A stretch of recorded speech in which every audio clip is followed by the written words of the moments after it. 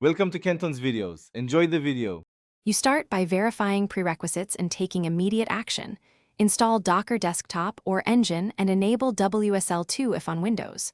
Once done, create your project folder and add a Dockerfile plus. Docker ignore to reduce build context. This speeds builds.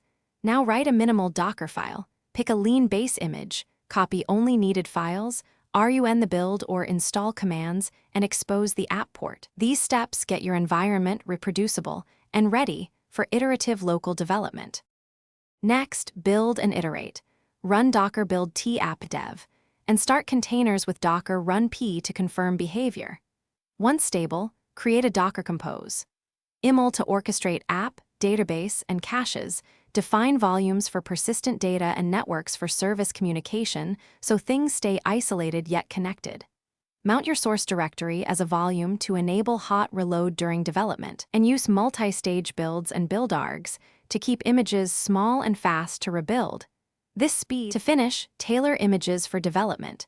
Use lightweight bases, include dev tools, set a non-root user, and expose environment variables for configuration. Make sure to run smoke tests inside containers and commit your Docker Compose overrides for local use. If things go wrong, check logs with Docker logs or Docker Compose logs, then attach with Docker execut to inspect the running container. As a key troubleshooting tip, prune dangling images and rebuild after clearing caches to resolve stale layers or dependency drift. Thanks for watching. Consider subscribing if we helped you.